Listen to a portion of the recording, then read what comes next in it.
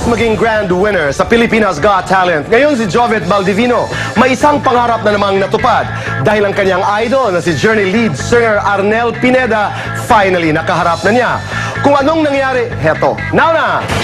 Pilipinas Got Talent grand winner Jovet Baldivino at Journey lead singer Arnel Pineda nagkaharap na.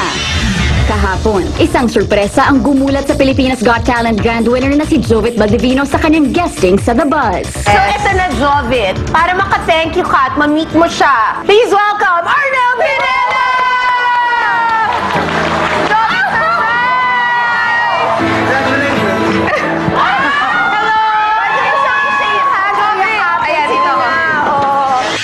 Matapos siyang itanghal ng sambayanan bilang grand winner, another long-time dream of Jovet was fulfilled, and that is ang makaduet ang kanyang iniidolong si Arnel Pineda.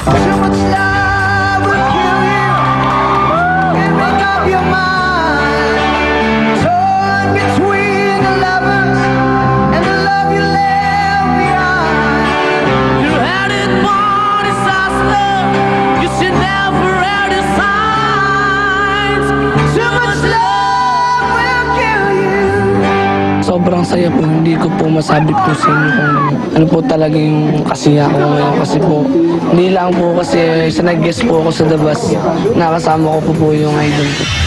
Hindi rin makakalimutan ni Jovet ang unang regalong natanggap niya from Arnel. Tango po din. Katago po balang araw po, may bibigay din po ako sa inyo ganito. Just like Jovet, Arnel also started from humble beginnings, kaya naman ang international singer hindi nakalimutang magbigay ng advice kay Jovet. I had a hard life talaga. Pero thankful ako kasi naranasan ko. Otherwise, hindi ko ma-appreciate kung what I have right now. Basta mahalin niya yung opportunity niya kasi minsan lang to dumating. Tsaka pag-iingatan mo yung kinita mo. Don't stop believing and hold on to that feeling.